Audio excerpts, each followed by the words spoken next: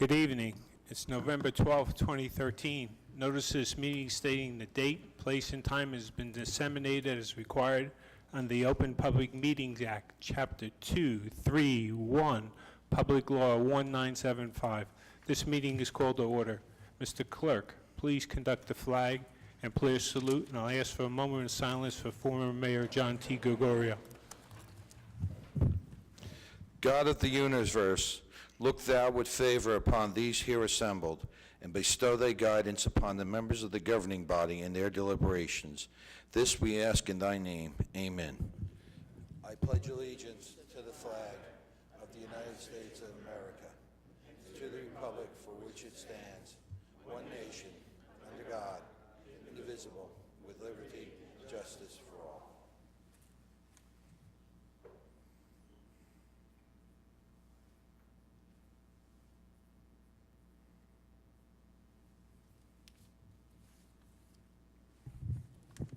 Thank you.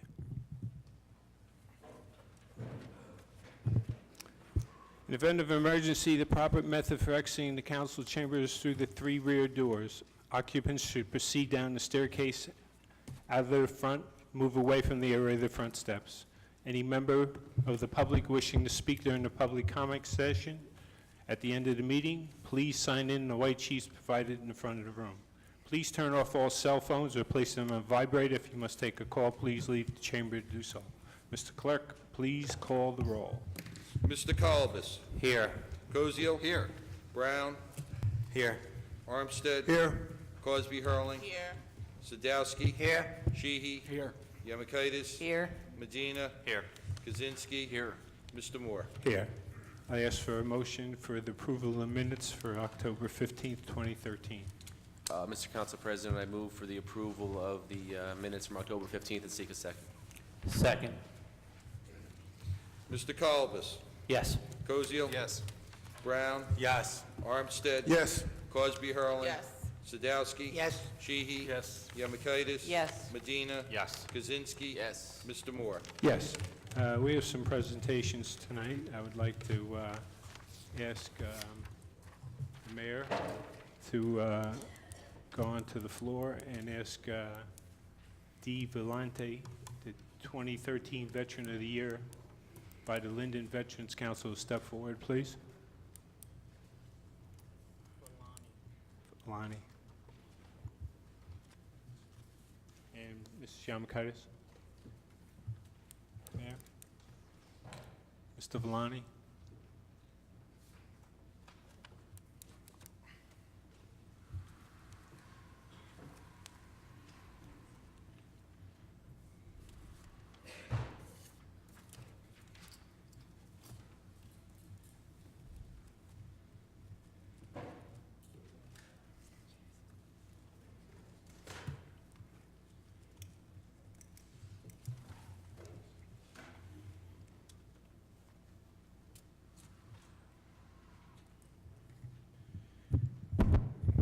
Every year, the Veterans Council nominates a Veteran of the Year.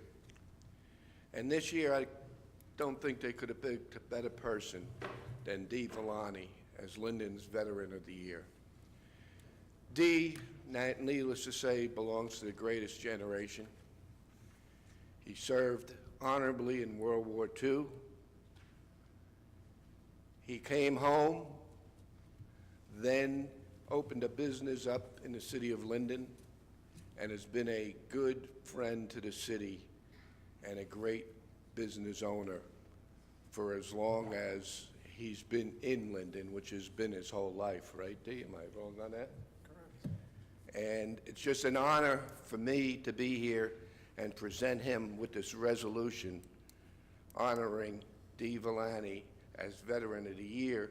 And if the other veterans would please step up while I present this honor to Dee, I'd welcome you.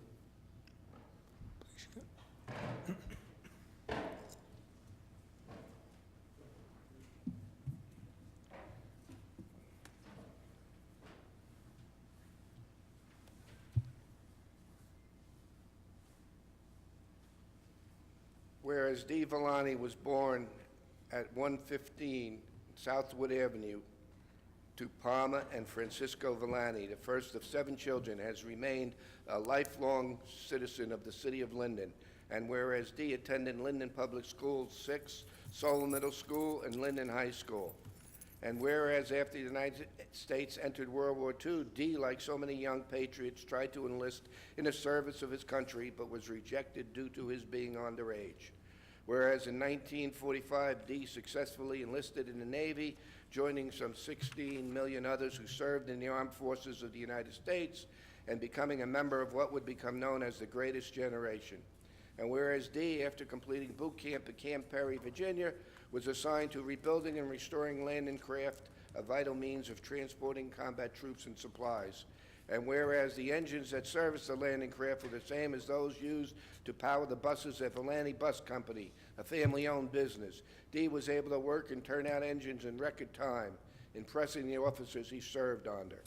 And whereas as a result of his accomplishments, D was offered administration into the V6 program, which compressed 4 years of college into 3, including a 3-year flight program.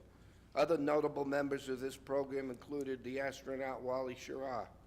And whereas following his discharge from the service, D attended Duke University, where he earned a degree in business and then returned to work for the family bus service. And whereas possessing a strong belief in patriotism and community service, he joined and was an active part of supporting such organizations as the American Legion, VFW, Vietnam Veterans, Lions Club, Moose, Elks, Knights of Columbus, Italian American Club, and Unico. And whereas the Linden Veterans Council has selected D. Villani as a Veteran of the Year in recognition of his patriotism, having served his country in the armed forces and came home and continued to serve his country and the community. Now, therefore, be it resolved by the Mayor and Council of the City of Linden that they wish to honor D. Villani for being chosen as Linden Veteran of the Year and thank him for his service to his country and community. Be it further resolved that a copy of this resolution be placed in the minutes of City Council of the City of Linden in permanent recognition of the patriotism of D. Villani, and a copy be presented to him. D, again, it's a great honor for me to present this to you. There couldn't be a more deserving person than D. Villani. Thank you.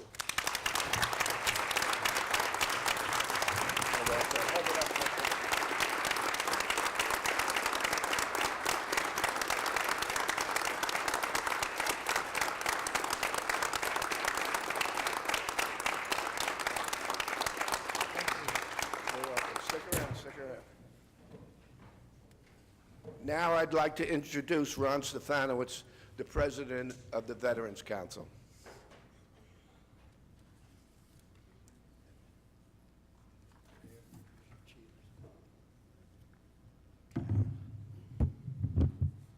Thanks for the introduction, Mayor. It was very well done. I think the resolution epitomizes a true veteran. Yesterday was Veterans Day, and we celebrated by going around and honoring all of those veterans who made the supreme sacrifice for their country. We also honored those who came home and continued to serve. A veteran serves his country and comes home and serves his community and his country and continues. D epitomizes that veteran. Rather than read pretty much what was said in the resolution, it is my honor as the head of the Linden Veterans Council to congratulate D on this honor, and let me present you with this plaque that you'll always remember. Thank you. Commander.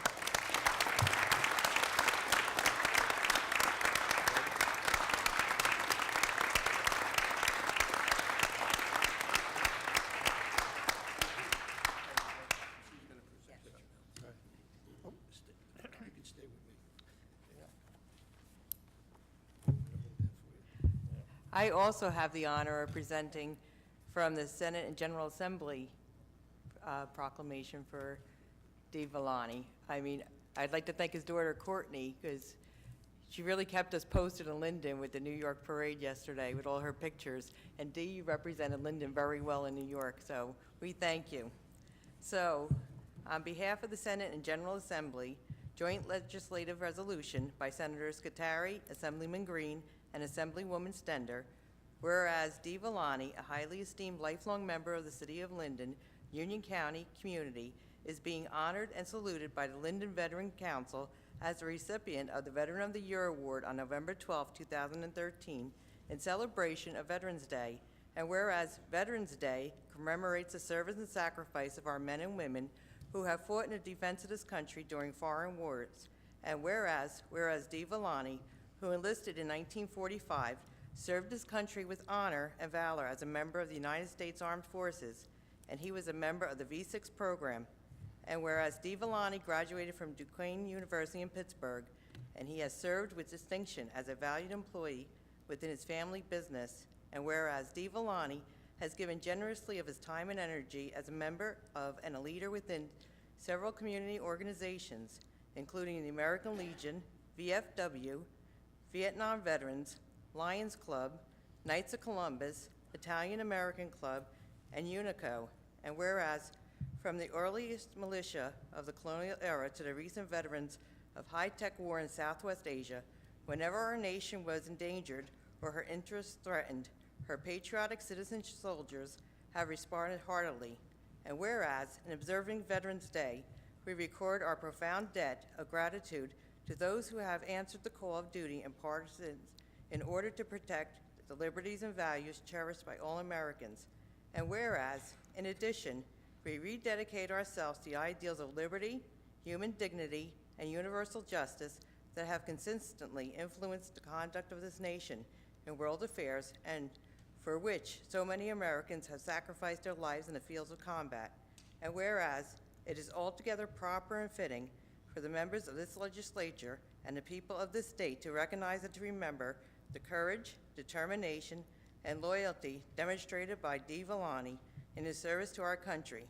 Now, therefore, be it resolved by the State and General Assembly of the State of New Jersey that this legislature hereby honors Dee Villani for his service and sacrifice during his military career and extends to him this legislature's sincere best wishes, and be it further resolved that a duly authenticized copy of this resolution signed by the Senate President and the Assembly Speaker and attested by the Senate Secretary and the Assembly Clerk be transmitted to Dee Villani. Signed, Stephen M. Sweeney, President of the Senate, and Sheila Y. Oliver, Speaker of the General Assembly. Very proud of you.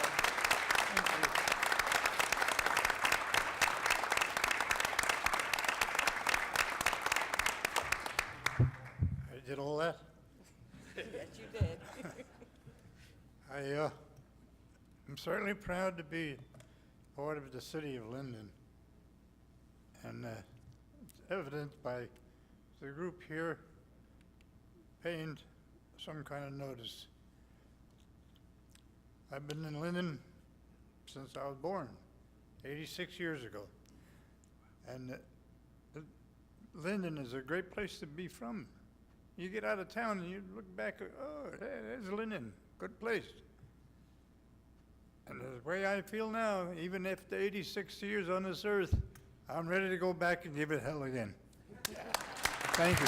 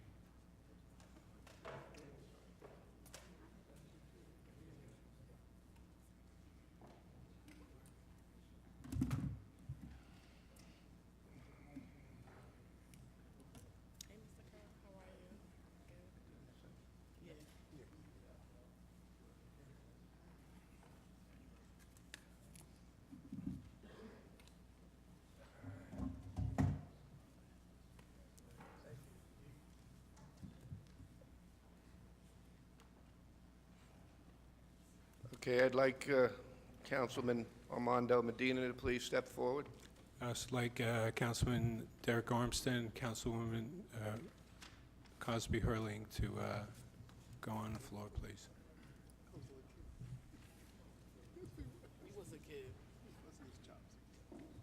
For the presentation.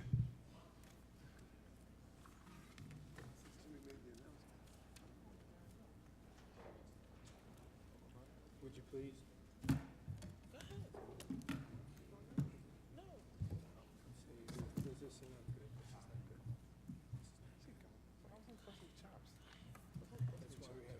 Watch yourself.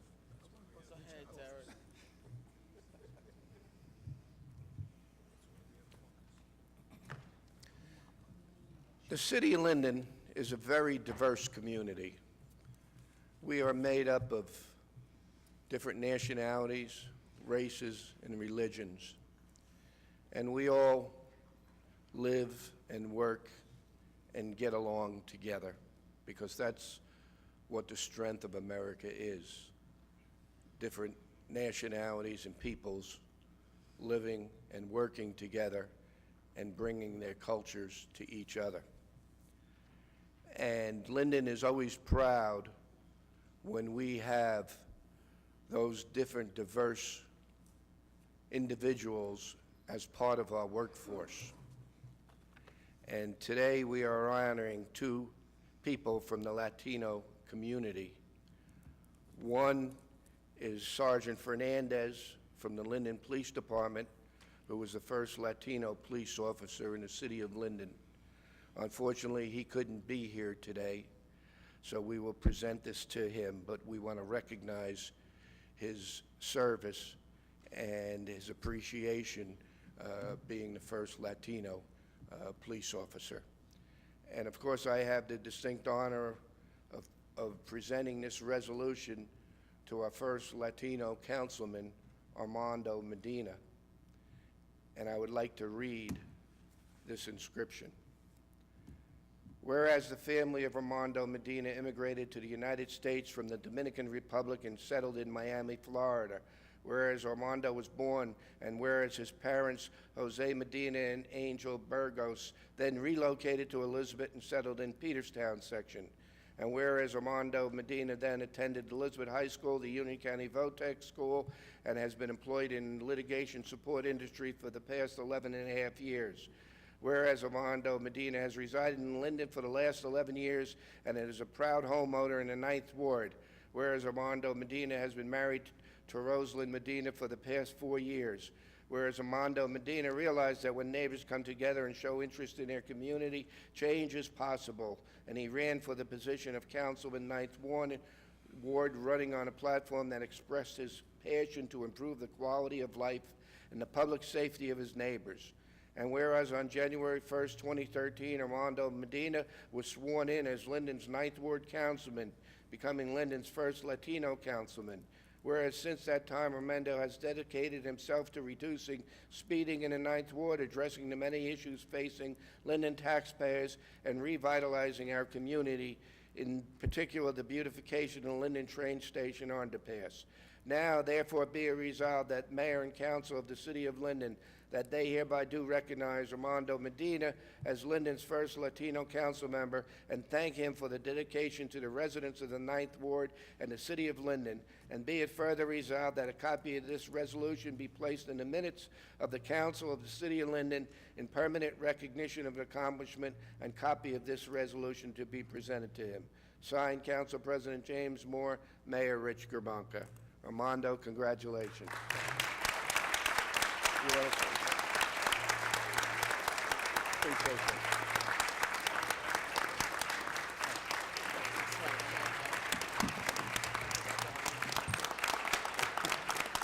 Thank you.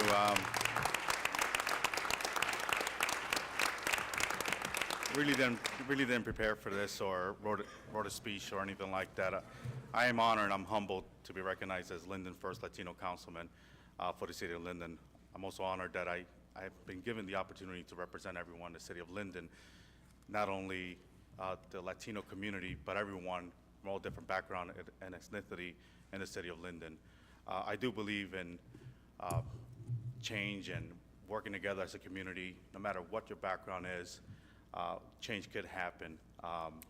And also goes to show you if you work hard, no matter what background you come from, you work hard, you could definitely accomplish what your goals are. Being a councilman wasn't originally one of my goals, but when I decided to run for councilman, obviously that was my goal, and I accomplished it because I work hard. I believe in the message that I put out, and I think that the Ninth Ward is doing a little bit better, and there's still a lot more work to be done for the Ninth Ward and also for the city of Linden as a whole. Thank you, Your Honor. Thank you.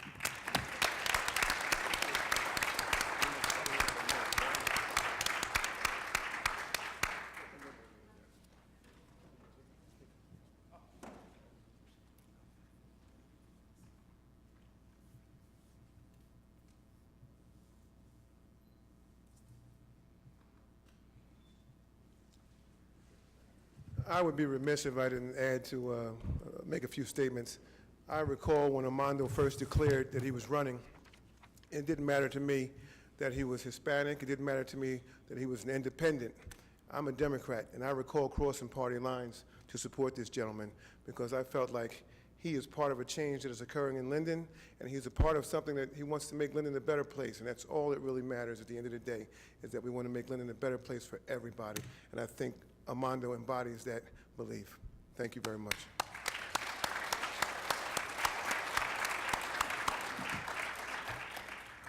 I'll ask Councilman Medina and the mayor to stay on the floor for the presentation for the Mike from Kane University for the train station painting. Mike, would you come up, please? How you doing, Mike? I just got to know Mike Anderson maybe 6 months ago when I was introduced to him by Councilman Medina. And Mike lives in the Ninth Ward also. And he took it upon himself to offer his services and also the services of many students from Kane College University to beautify the city of Linden. And that was underneath our railroad trestle, where you see all the paintings that are currently there. These young men and women from the fraternity and sorority in one day came out about 50 strong and painted 90% of those murals that you see on the train station. And the price was right because all it cost us was materials and pizza from the city's coffers. So we had a win-win situation there, and it was all because of Mike's direction. And so I'm honored to present him with this resolution, thanking him for all the hard work. And also included in the resolution is for the Seoul Middle School Art Club, which added the other 10%, which wasn't finished by the university students. So, Mike, I would like to read this for the public. Whereas Linden resident and graduate of Kane University, Michael Anderson, had come up with an idea to do something meaningful and uplifting for the city of Linden that could be enjoyed by all Linden residents and the many individuals who travel through Linden and use the Linden train station daily. And whereas Michael Anderson, focusing on the economic hardships that the city, like many other towns, have been faced with, reached out to the members of his former Keene University fraternity, Gamma Phi Epsilon, Professor Dr. Norma Bowe, Director of Community Service Organization of Keene University, Be the Change, a volunteer group from Keene University that has traveled all over the country to help rebuild communities, and whereas along with sorority, Delta Phi Epsilon, Nu Sigma Tau, and the Seoul Middle School Art Club were able to create artistic murals in and around the area of the Linden train station underpass. Whereas the individuals involved were able to create many beautiful scenes that tell a short story of the city as well as reflections of the many things that the city of Linden is unique to. Whereas a few scenes in the mural include a painting of a door which was painted to depict the location of Linden's first council meeting at the Wee Sheaf Tavern a horse and rider painted in reference to the racetrack the city once had, a lamp post to indicate that Linden was one of the first towns to have electric street lamps, as well as a runway and F Wildcat as a remembrance of the planes built by the General Motors plant during World War II. Whereas with every passerby that was asked to pick up a brush and help out, many personal touches were added to the wall, such as inspirational quotes and ideas which made the mural come to life. Whereas the mayor and members of the city council, City of Linden, wish to thank Michael Anderson and the members of the Gamma Phi Epsilon, Delta Phi Epsilon, Nu Sigma Tau, Dr. Norma Bowe, Be the Change, Seoul Middle School Art Club, and all the individuals who took part in creating the train station mural for their hard work and dedication in the city of Linden. Signed, President James Moore, City Council, Richard Gerbunka, Mayor. Congratulations again, and thank you for everything you've done.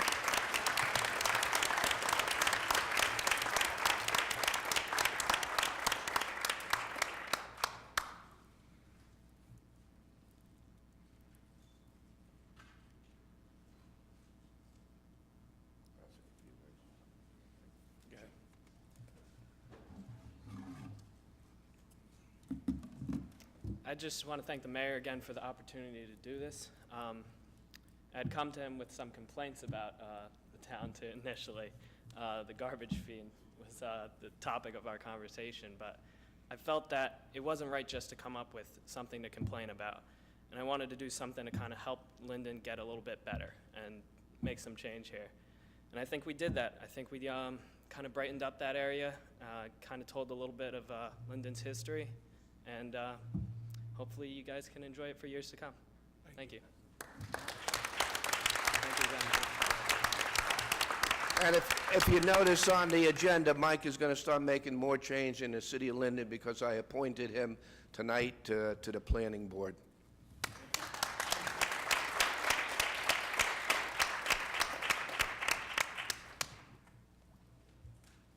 Thank you, gentlemen.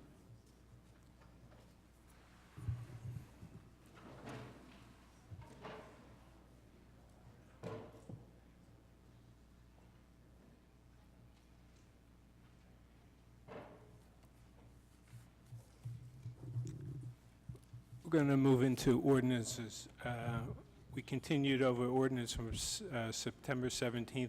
It was tabled indefinitely, so there's no need for a motion. Ordinance on hearing. This is the date and time established for public hearings on ordinances.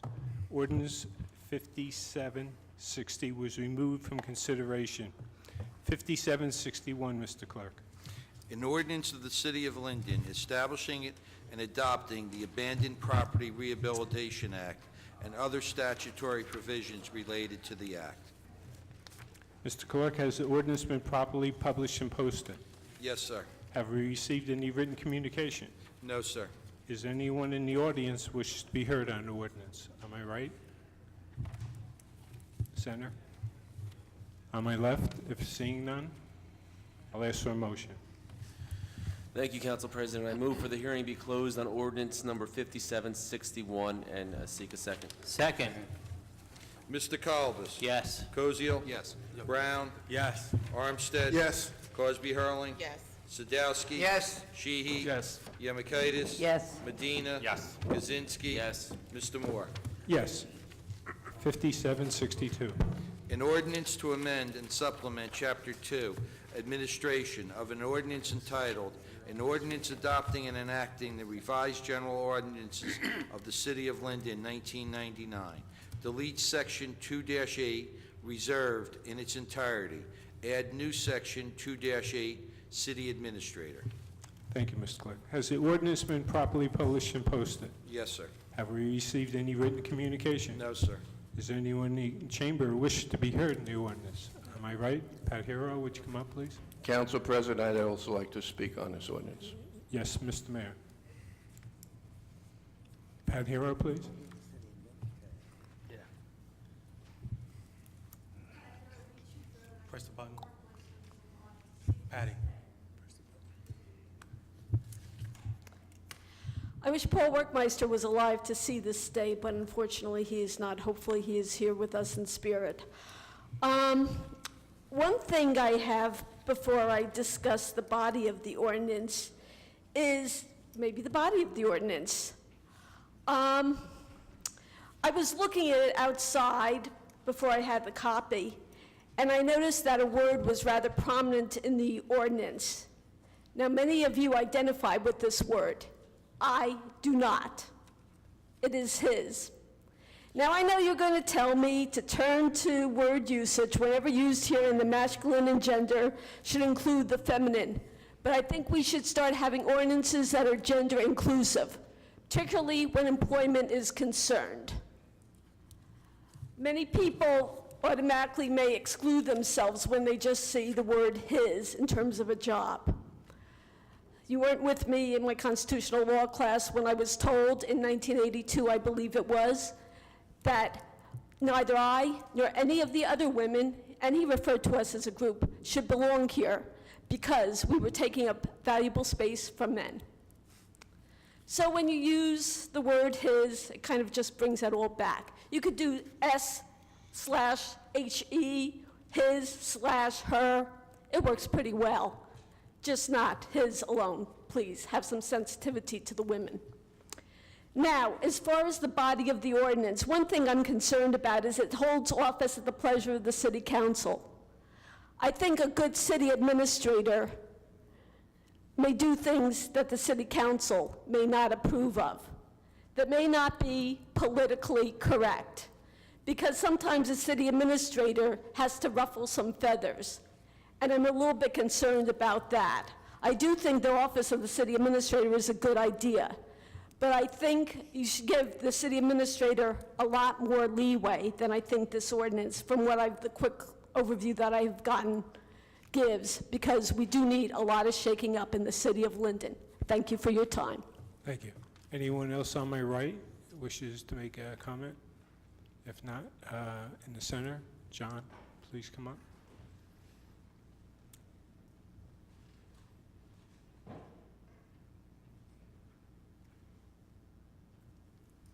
Thank you, Mr. President. John Langen, 2001 North Stiles Street.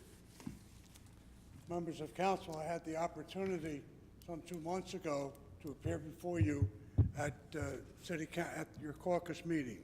I want to take this opportunity to publicly thank the members of our committee who served so diligently. Councilman Bob Sadowski, Councilwoman Michelle Yamakaitis, John Miliano, Gail Massey, Joe Fleming, but in particular, a special thank you in memory of our past mayor who served as our chairman and truly should be standing before you tonight, Paul Workmeister. He truly and honestly believed in what we were doing. Secondly, it is an absolute honor to be part of an ad hoc committee. It gives us the opportunity as citizens and as concerned citizens to bring to your attention that which you gave us the duty to perform. And we have done that, I truly believe. You have the report before you. You saw what the findings are. I suggest one thing to you. This is the third time in our history that the position of city administrator has been brought forth. The first time was 1925, when the borough, the township came together. They said we're going to be a city. Thank God they did. But at that moment, and in those times, they discussed city administrator. A man by the name of Mr. Ferber was a strong advocate for city administrator. Luckily, I married a girl from Ferber Avenue. But be that as it may, the second time that city administrator came forth was the Ernst & Young report. And I do hope that you took the time to really review that. So I'm going to quote one part, and that was 1989, a thorough and complete review of our city. And the line goes as such: reorganize the structure of the municipal operations previously described. That's step E in what they reported. But the one that I really underline, create the position of city administrator. This is the third time now, based on your request, based on your unanimous vote, to study the feasibility of this position. What takes place now is entirely in your hands. I know that there are many other subjects before you. I know that there is a thought of change of form of government. And if in fact that should occur, that would include a city administrator. So I say to you here tonight, on behalf of this committee and on this recommendation, we need your courage. We need you to step forward for that which is going to be beneficial to our city. We recognized, believe me, the budget constraints, the economy of our time. It certainly was a major consideration. But in the long run, with your courage, with your integrity, and with your willingness to give up some of your authority, which is going to take great courage, I submit, we strongly urge you to approve this ordinance. Last but not least, I absolutely have to say this. This is a privilege. You're making democracy work. This study, this committee, this opportunity is who we are, what we are. We need you now to lead our city. We need you now to have the courage to support this ordinance. Thank you.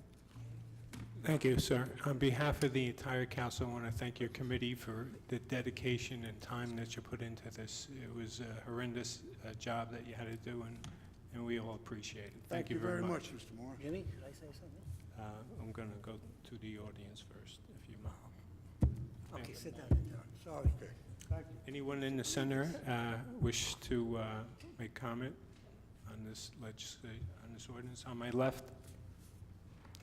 Then we'll proceed to the mayor. You have any comments? Yes, I do. And it's going to probably be a little lengthy comment. And all I ask, Council President, is that you not allow me to be interrupted.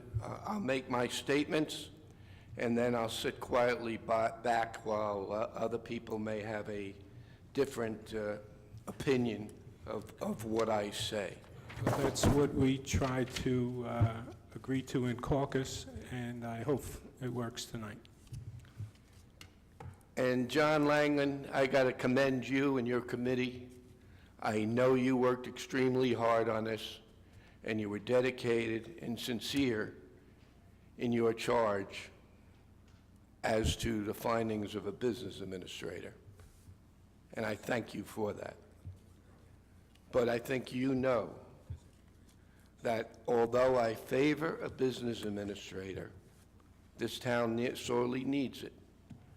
I favor it under a different form of government, not the Wildwood Act of 1897, formed by committees making decisions.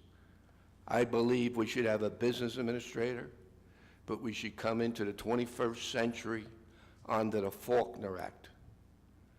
Our present form of government is antiquated and dysfunctional. Now, I want to make something perfectly clear. It's the system or the structure of government that's dysfunctional, not the members on it. We can't have part-time people making policy changes and directing the administrator to do so. In your ad hoc committee report, the committee even agrees that it was a loaded report. You were only given one option, not all the options to explore the best form of government. And I will read the one paragraph in your report. And again, I commend you. I don't want you to take this the wrong way. I commend you and your committee. Before beginning a review of the findings of the committee wanted it to be made clear that they had unanimously agreed that the committee was created to investigate and make recommendations regarding the creation of the position of a municipal administrator under Linden's present form of government, and whether that position would benefit the citizens of Linden. Any discussion regarding a change of charter was clearly outside the charge given the committee and current state statute. This is a loaded study. You only had one option to explore. I don't think this is a fair study. I also did a little research and came up with a municipal government study committee back in 1970. Here it is right here, 1970. And I'm going to quote one section out of that. And the committee members were Alexander Lee, Richard Canavan, Charles Komorowski, Patrick Rocks, Clarence Gladden, Leonard Eilbacher, John Lanson. And in this section, it states, and I'll give anybody a copy of this 1970 committee, and remember, that's 44 years ago. Based upon its study and interviews and the response of the members of the public that have appeared at the public meetings of this committee, and an evaluation of all the study materials available to the committee, the members have concluded that a new form of government should be recommended for the city of Linden. And they go further. And they say, whatever the adequacy may have been in the past, the committee is of the opinion that this form of government is presently inadequate for the city of Linden and contains many disadvantages that hamstring the efforts of good men and women that have come forward in an effort to provide good government for the city. These disadvantages can be described as follows, and again, this is 44 years ago. General authority to run the government is too fragmented.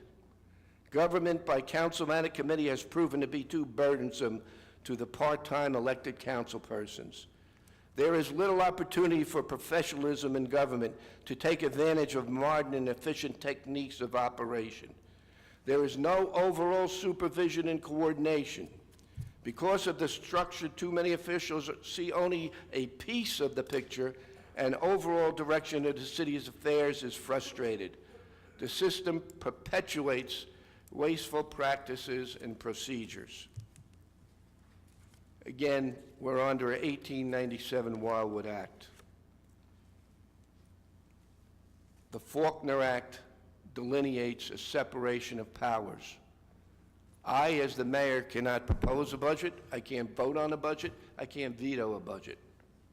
The Faulkner Act will give the business administrator and the mayor the authority to propose a $96 million budget, with council deciding whether to accept it or not, or modify it. No different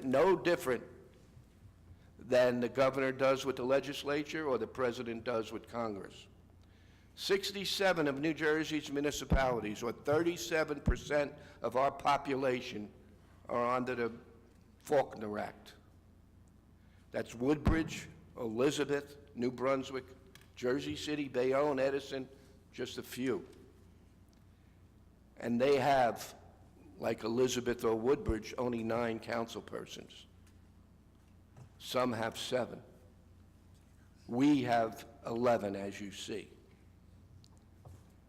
The mayor and the business head deals with the department heads on a day-to-day basis, and both will have a better handle of running city government rather than continually to have a committee decide on what direction the business administrator and mayor are going to go. We need change. We need to stabilize our taxes. A business administrator is the way to go. But we have to change our form of government also. Now, some people will say that all I'm trying to do is reach for power and get more power, and that is not the case. My main concern is the city which I've worked so hard for 20 years in politics, and a change of government so that we could have a better form and structure to run our great city. And I will say this, I intend to change our form of government. Under the state statutes, I need 4,000 signatures to put the Faulkner Act on the ballot for the voters to decide. Again, this was not an option the committee could even consider based on the charge they got from the governing body. So I'm stating now that effective today, I'm going to have a grassroots campaign soliciting signatures on this petition so that we could move our government into the 21st century. And I thank you, Council President. Thank you, Mr. Mayor. Councilman Colobus, do you wish to speak on this? Are we voting, or are we just going to speak? Could we just go down? Just comments. I'm in favor of this ordinance the way it is. I applaud the committee for their hard work and due diligence, and when the vote comes around, I will be voting yes. Thank you for your comments. Councilman Cozio? Thank you, Council President. I've said this before, and I'll say it again. You look at these esteemed people on the wall adorning city council chambers. They made this form of government work. Through thick and thin, through good economies and bad economies. I think that as the mayor speaks about some dysfunction, what this council was able to do the last few years is reduce the size of municipal government over 35%, and that's pretty significant. And I applaud everyone up here, including the mayor, because we all had to work together to do that. I also applaud the efforts of the committee. Thank you very much. I will also be voting in favor of this ordinance. Thank you. Thank you, Councilman. Councilman Brown? Thank you, Council President. I just want to remind everyone that first, this ordinance is about a business administrator and not changing the form of government. I mean, if that's a discussion we should have later on. So tonight, I'm supporting the idea of a business administrator. When the mayor talks about how many municipalities in the form of government, I think he said 37%. Well, that's false. There's over 550 municipalities in the state of New Jersey. If you base it off the mayor's number of 67, it leaves about 12% of the current form of government that he's talking about. My first question is to anybody is, can anybody list any municipalities that don't have a city administrator? John, you brought up a report that came out in the 1980s that specifically said the city of Linden needs a business administrator. I think everyone here agrees is that we need a city administrator. This is something that can be done now, effective as January. As you look at the city finances, and that's my focus, is that you see that the tax rate in Linden since 2007 up until present has increased by 34%. The rateable base, which I keep talking about since 2007, has decreased, if I go on the county's website, by $125 million. To me, supporting a business administrator is a matter of fixing Linden's problems now. Taxes are going up. Our rateable base is going down. This year, we were $5.2 million in the hole. This is something that's long overdue. We need an expert to help the city get its finances in order, bring in the ratables, supervise, if you want to say, our employees. To talk about changing a form of government, you're talking about you're going to have a study that's done. You talk about ordinances and all those legal issues that would take well over a year. We need to do something now, today. And so, I can go back and forth with the mayor on this, but, to me, focusing on a grassroots campaign on getting changing the form of government rather than focusing on the problems that we have at hand in City Hall, to me, it doesn't seem right. We need to focus right now on the city administrator, getting our finances back in order, getting the city in better financial footing, and having a city administrator helps. I mean, just look at other towns that have a city administrator and how they are doing. And to close out, you bring up an interesting point, which a lot of people are forgetting. The council is conceding power to an expert. The council is the governing body is saying we are giving more power to an expert to run the day-to-day operations, which I think is very key. With that, I close my remarks. Thank you, Councilman Brown. Councilman Armstead, please. Yes, sir. Thank you, Mr. President. First of all, I'd like to thank the members of the committee for your hard work. There's no question you guys did a great job. And the mayor has some very good points with regards to the limitations of your study. Nevertheless, I do feel strongly, in fact, I do feel strong that we need a business administrator. I do, however, question whether or not it will work under our particular form of government, which is a committee form of government. But at this time, since it's only on the introduction, I'm going to vote in favor of it, and hopefully, as a governing body, we can come together and figure out how we could make this work. There's no question that there's some changes that have to be made in this city, and I think, collectively, we could come up with some ideas, maybe to make a business administrator work one way or another. I believe that we introduced it last month, and this is the vote. Oh, I'm sorry. I'll be voting in favor of it, but we'll look to try to make things work the best we can. Thank you. Thank you, Councilman Armstead. Councilwoman Rashani Cosby Hurley. I'm not going to comment on it. I agree with it. It's long overdue, and we'll have the argument with the mayor about the form of government at a later time. The Honorable Councilman Robert Sadowski. Okay, John, I tried to get you before, but as being one of the council people on the committee, I want to thank you. You weren't the chairman, but to be truthful, you know it, we know it, you were the driving force behind it. And our charge was not changing government, it was just whether we should have, and we agreed to it, nothing about changing anything. But as a person on the committee, I just want to thank you for, how could I put it, leading us and explaining and whatever it was, because that was our job, not to decide what kind of government we're having, whether this would be advantageous to the city. And I think it will be, and I want to thank you. Thank you, Councilman. Councilman Sheehy. Thank you, sir. I'd like to thank Mr. Langdon for his integrity. He filled some big shoes when Mr. Workmeister passed away, and he stepped right in and we didn't miss a beat. And he came into the council a month ago and explained it all to us. Perfect. I believe in the administrator, but I don't believe in the committee system at all here. I feel the committee system is broke. I don't want to go any further, though, because that's not why we're here tonight. We're here tonight to just vote for the business administrator. And again, that wasn't the duties that the committee had, was to change the form of government. I do believe that, say it again, it's broke. It's my opinion.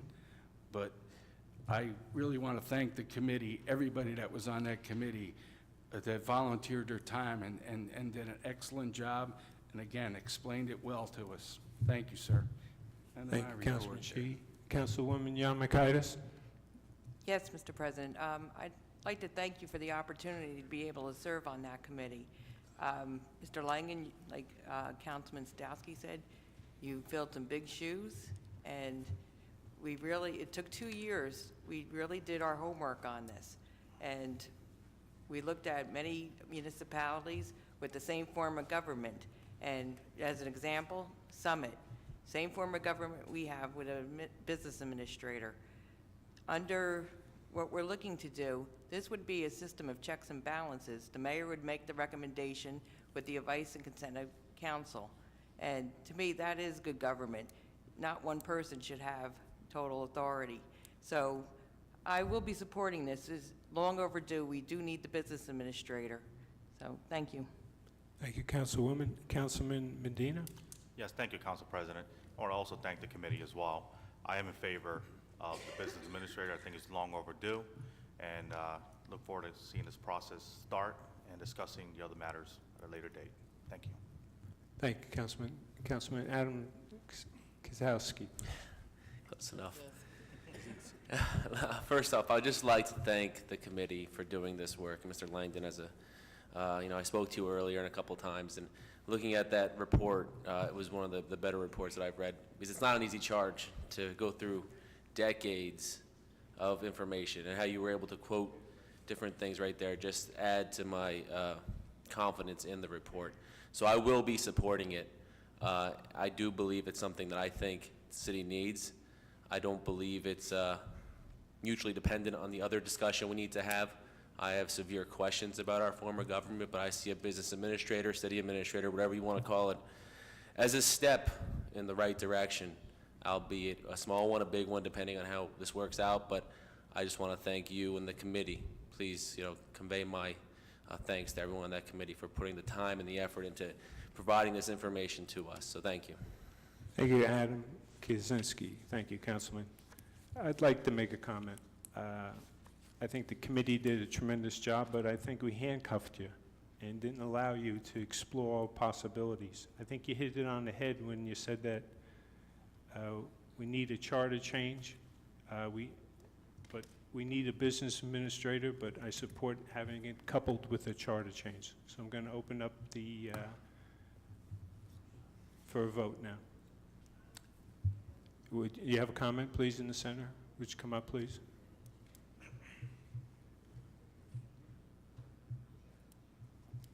I couldn't make it before because I had not seen this ad hoc report.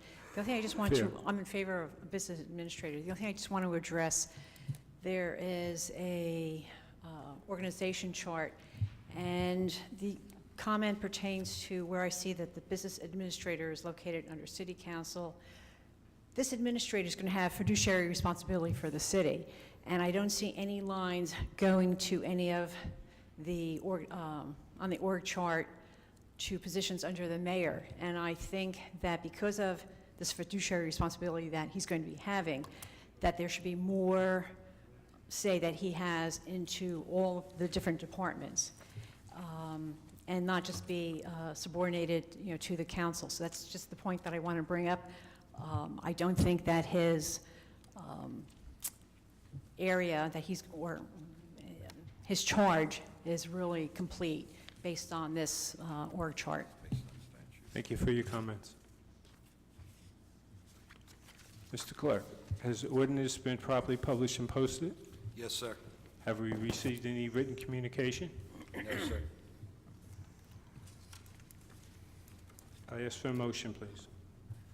Mr. President, I move that the hearing be closed and ordinance 57-62 be adopted, and request a second. Second. Mr. Colbus? Yes. Koziel? Yes. Brown? Yes. Armstead? Yes. Cosby Hurling? Yes. Sadowski? Yes. Sheehy? Yes. Yemakaitis? Yes. Medina? Yes. Kaczynski? Yes. Mr. Moore? Yes. Moving to the consent agenda. I'm sorry. 5763. An ordinance to amend and supplement Chapter 7, Traffic as follows. Add to 7-12.1, 2-hour parking Morningside Avenue and Summit Terrace, both sides, Monday through Friday, 6 a.m. to 5 p.m. Delete from 7-15.1D, parking details, Summit Terrace East Side from a point 45 feet northwest of West St. George's Avenue to a point 340 feet north of West St. George's Avenue. Add to 7-15.1D, teacher permit parking only, Summit Terrace, East Side, 7 a.m. to 5 p.m., Monday through Friday. Mr. Clerk, has the ordinance been properly published and posted? Yes, sir. Have we received any written communication? No, sir. Does anyone in the chamber wishes to speak on the ordinance? Seeing none, I ask for a motion. Thank you, Council President. I ask that ordinance 57-63 be closed and adopted, and seek a second. Second.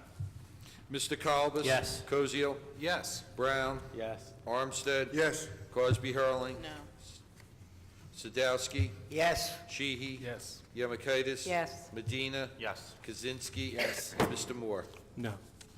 Moving to the communications consent agenda, all items listed with an asterisk are considered to be routine by the city council and will be enacted in one motion. There will be no separate discussion on these items unless the council members or citizens so request. In the event the item will be removed from the general order of business and considered in normal sequence on the agenda. We have items 1 through 10. Anyone on my right wish to comment? In the center of the chamber? On my left. Seeing none, I ask for a motion. Council President, I ask that consent agendas items 1 through 10 be passed and seek a second. Second. Mr. Kalbas? Yes. Kuzio? Yes. Brown? Yes. Armstead? Yes. Crosby Hurling? Yes. Sadowski? Yes. Sheehy? Yes. Yemakaitis? Yes. Medina? Yes. Kaczynski? Yes. Mr. Moore? Yes. Thank you.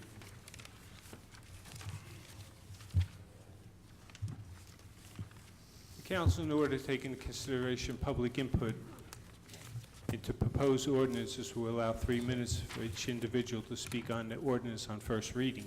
Council will not answer any questions.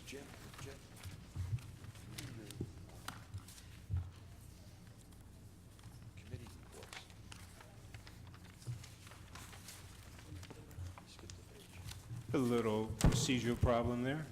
We'll move into committee reports. Councilman Kalbas. Thank you, Council President. From the Public Property Committee, 2013 monthly financial report for October from the Division of Transportation and Parking. This report includes the collection of parking meters, railroad daily parking lots, railroad parking permits, and merchant parking permits. On New York side collection, $7,941. Trenton side collection, $7,943.25. Credit card transactions, $18,451.19. Parker meeting collections, $11,900.65. Railroad permits, $5,517.50 for a grand total of $51,753.59 submitted by Tyrone Givens, Transportation Supervisor. From the Engineering Committee, the Engineering Department and Committee are recommending that city submit 2 applications for the 2014-2015 Union County Community Development Revenue Sharing Committee program. There are home improvement and resurfacing of sections of McCandless Street, McCandless Place, and West Munsell Avenue. Next year would be the 40th year of the program, for which Linden has received $20,780. I'm sorry, is that 20 million, George? I'm sorry. $20,780,000, I'm sorry, I'm just gonna, over $20 million in the grants just so far. The contractor working on, number 2, the contractor working on St. George Avenue for the state was pulled off the project and sent elsewhere. If everybody noticed that in St. George Avenue, the work's been pulled. He is anticipating that they will return this month and complete the job. Number 3, the committee is recommending the city establish a community aggregation program to reduce energy costs for residents and businesses. An ordinance is on for introduction tonight. Number 4, New Jersey American Water Company has been installing new mains and services throughout the city this year. 3 projects are still incomplete, including in the First Ward, West Gibbon Street, a few houses service remain. The contractor should be completed by November 22nd. And the 3rd and 4th Wards on East Elm, and it's also anticipated to begin in December and January. And in 5th Ward, all streets between Park Avenue, St. George's Avenue, Ridgeford Terrace, and Fay Avenue. 45 houses services remain. The contractor should be completed in early December. All final paving on the above streets will be held over until next spring. And number 5, the contractor doing the improvements on Orchard Terrace, Arruda Street, Tremley Point Road, East 12th Street, Princeton Road, Ferber Avenue, and Morristown Road is scheduled to begin next week. With Linden asphalt plant ready to close soon, we will do the concrete work and inlet castings this year and finish the milling and paving next spring. I want to thank all my council colleagues who supported Ordinance 5763 that will really help out the residents in the 1st and 9th Ward around the high school, so I appreciate that. And let's see. I want to express my condolences to the Gregorio family. on the recent passing of former Mayor John T. Gregorio. He was a really great man, and he did so much for the city, and he will be greatly missed. I want to congratulate the re-election of Councilman Peter Brown and Councilwoman Roshana Cosby-Hurling, and say also congratulations to Councilman-elect Byer and Councilman-elect Marichenko on their victories in the election. And any constituent of the First Ward who has any questions or concerns can reach me at 925-5568. And since this is the last meeting before Thanksgiving, I want to wish everybody and their families a happy and safe Thanksgiving. This concludes my report, Council President. Thank you, Councilman Colibus. Councilman Cozio? Thank you, Council President. A little frog in my throat. I would also like to extend my condolences to the family of former Mayor John T. Gregorio. He will be greatly missed. He was a great leader of this town. I've mentioned the portraits on the wall. He's up there twice, and he did a lot of good for the city, and he will be sorely missed. I'd also like to congratulate Mr. Minichenko. I'd like to congratulate Mr. Brown and Roshana, Councilwoman Cosby-Hurling on their reelection. And also, Mr. Byer, congratulations to you. It's going to be a great transition. I will help you in any way that I can. There are some things, some initiatives that we have been working on, and I'm sure that you'll continue the good work for the people in the Second Ward. Congratulations. A very quick report, Council President. I put together on behalf of the committee, which includes Mr. Brown and Mr. Colibus, the Technology Committee, I put together a request for proposals for the redesign, development, and implementation of an official website for the Linden municipality. We are sorely in need of a new website. It has to do a lot more for the city and for us. So I put together an RFP, which I gave to council to review, and hopefully that could get out and we could start looking for vendors to do that. Any input from council would be greatly appreciated.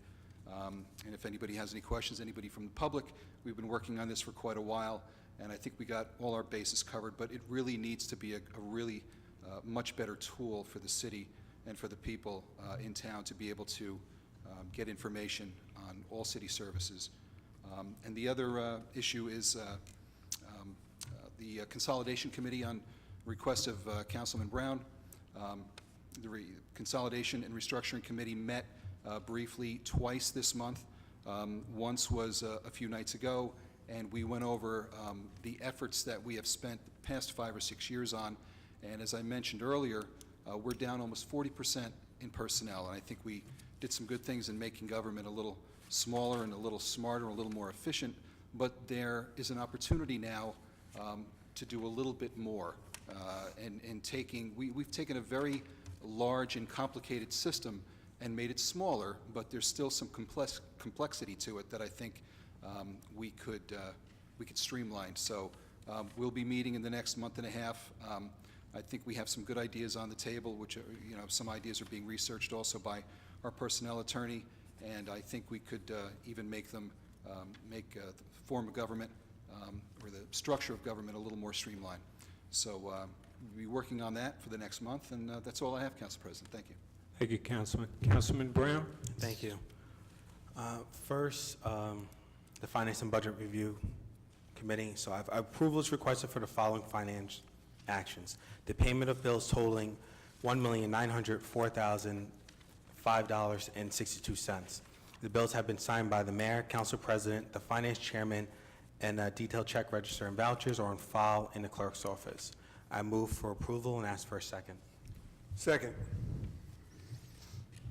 Mr. Colibus? Yes. Cozio? Yes. Brown? Yes. Armstead? Yes. Cosby-Hurling? Sadowski? Yes. Sheehy? Yes. Yemekaitis? Yes. Medina? Yes. Kaczynski? Yes. Mr. Moore? Yes. Thank you. From the Public Property / Recreation Committee, I just want to let residents know, I know last month the issue came up as far as Union County trying to help us raise money or asking them for money for the Linden Youth Soccer Association. I see Ms. Alvarez here in the audience. I just want to let you know we received a letter from Union County from our freeholder, And just to summarize the letter, I just want residents to know that over the past decade, Union County has helped the city of Linden out, where they've basically, through grants and appropriations and other measures, have helped contribute to the city of Linden over $2.4 million, which varies from improvements in our parks, the Youth Linden Soccer Association, other things that don't matter. I'm not going to go into the details of the letter, but what I am going to do is submit this letter to the clerk for the public to be able to access this letter and look for it on their own. So I submit that to the city clerk. In regards to Third Ward business, I'll be short. There is, in April of 2011, there were 4 issues that related to my ward dealing with traffic that I asked for the police department to help me out with. One is Northwood Avenue, Elizabeth Avenue, and as most people know, the county has stepped up and is helping us out with a traffic study in regards to this intersection. One was permanent parking on Elizabeth Avenue, where the council supported me in getting that. And the third has been speeding on Walnut and Clark Street, where the police have been helping me out as well. Unfortunately, though, there is still an outstanding issue on East Curtis and Maple Avenue. On Maple Avenue and Blanky Street, where we have the PAL building and Dobson Park. It was brought to my attention last week that the mayor asked our police department to remove a sign that was there to ask residents and other people who are traveling in that area to slow down, because there's children that are there that I feel, unfortunately at night you can't see, and there's a lot of activity there. So I'm submitting this letter that I did write back in 2011 and asking the mayor tonight publicly for his support in, 1, getting that sign put back there, and 2, asking for something to be done at this intersection, whether it's a traffic study, a 4-way stop sign. And I would like to hear from him today why that sign was removed and what he's going to do to help us improve that intersection. Because as I learned 2 years ago when I brought up Elizabeth Avenue and Wood Avenue and Elizabeth Avenue, it took 2 years for some type of results, and I'm not looking for another 2 years to get this intersection fixed. So I'd like to hear from the mayor how he's going to help us out with that. I have a question for you, Mr. Brown. Did you go through the chain of command? Yes, Council President. As the letter here is, I both gave it to the mayor and to the acting chief, Schuhafer. The letter is dated April 11th, 2011. So I will resubmit that to the clerk's office as well. Mayor, wish to comment on that? I will take his requests in consideration. There's reasons I removed that sign, and when we have the ability to put that sign back up, it will be up, but we got a whole city to worry about in regards to the message boards. And for him to try to publicly chastise me and embarrass me is uncalled for and inappropriate, and I think he should be reprimanded for doing so. He could have talked to me in caucus, but instead he wants to embarrass me in public. Mr. Mayor, what is the chain of command of the police department? What is your responsibility with the police? I am head of the police department, and all the councilmen, I've decided to make a policy that they are to go through me rather than contacting individual police officers or department heads. It's getting to be a task that's getting too heavy for the department heads to handle in the police department, whether it be traffic, detective, or whatever. And therefore, I had directed all council persons that any requests for the police department, they are to go through me so that I could then follow up on them. Thank you for that informative statement. Thank you, Council President. And I just want to end my remarks, but again, it's not a matter of embarrassing anybody. It's a matter of, again, the way I feel government should be open, and if I wrote a letter in 2011 and still nothing was done, I think the public has a right to know that and also to know why it was removed. But again, I've made this request, and I'm asking for support that this will be fixed. Thank you, Council President. Thank you. Councilman Armstead from the 4th Ward. Yes, Mr. President, I have the following reports. The City Clerk's Licensing Division is submitting this monthly report for the month of October 2013. The office issued 63 dog licenses and 86 miscellaneous licenses and collected $2,371. The following licenses, permits, and transcripts were issued in the City Clerk's office during the month of October 2013, and fees received has been turned over to the City Treasurer. We had 116 birth, death, and marriage transcripts for $1,695. We had 26 marriage and civil union licenses for $78, with an additional $650 going to the state. There were 8 miscellaneous revenues for $542.38. There were 4 bingo raffles for $80, and there were 247 EDRS vital stats for $3,315. There was 1 borough permit fee for $5, for a total of $6,365.38, of which $650 went to the state. Now, 4th Ward business. The tree crew is still in the 4th Ward, and trees are still being trimmed. According to the supervisor, he plans to at least be there till the end of November. But again, that's of course depending on his productivity and how much work he gets done. But if you still need a tree trimmed, please give us a call. We can add you to the list. The other thing I want to talk about is leaf pickup. I'd like to have our department head, Walter Fakiti, post that on TV 36 for the public to know if there's any schedule that we're going to be adhering to. I don't know if Walter's still here. Has he left? Oh, I think he left. Okay. Well, anyway, I'm going to request that Walter Fakiti put this on TV 36 so that we can better advise the public as to what the schedule will be. The other thing in the 4th Ward is a traffic study is being conducted for Bauer Street. We talked about this last month. I did get a response from the police department, and they are currently reviewing it, and according to their study, they do feel that the possibility of a 4-way stop it will be needed somewhere along the Bauer Street area. We do have a park that's off of Cleveland Avenue, and we do have school number 5. And there has been some considerable problems with speeding regarding the area. So I think that's something that's desperately needed, and I do believe the police department will adhere to that and give me the 4-way stop that is needed. The other thing I want to talk about, the Board of Education. I want to congratulate the candidates for the Board of Education, Lisa Orman, Dawn Biviano, Susan Hudak for the 3-year terms, and Alexander Alvarez for the unexpired term. I'd like to congratulate 3rd Ward Councilman Peter Brown on his reelection, 5th Ward Councilwoman Rashana Cosby-Hurling on her reelection. I'd like to congratulate Mike Menichenko, the 7th Ward Councilman-elect. Mike, I know you're going to do a great job. I know you have some serious roots down there in the 7th Ward, and it's a tough job. We look forward to working with you. I think you're going to do a good job. You have big shoes to fill. Jack Shee, he was a good man. He loves that neighborhood down there. I've known him all my life as well, and I know he's got deep roots in town as well. And last but not least, I'd like to congratulate my good friend Don Byers. Don Byers and I were former school number 4 alumni.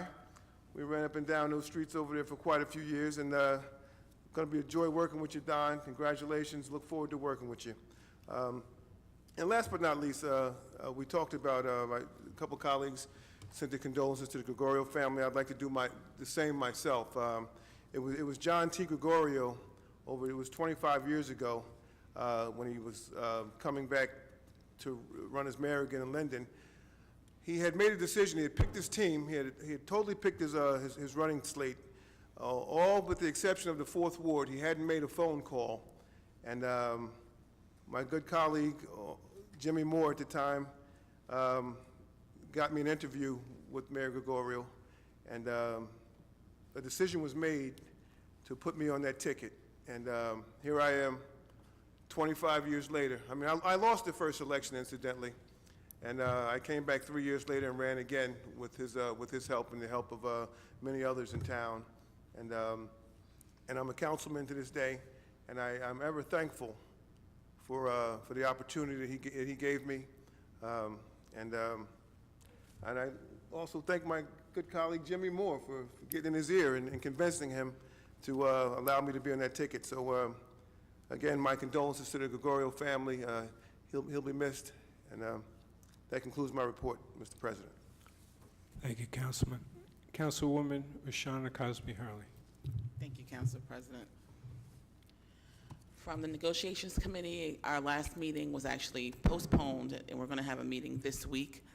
As we all know that our deadline, where actually our contract is over on the end of December.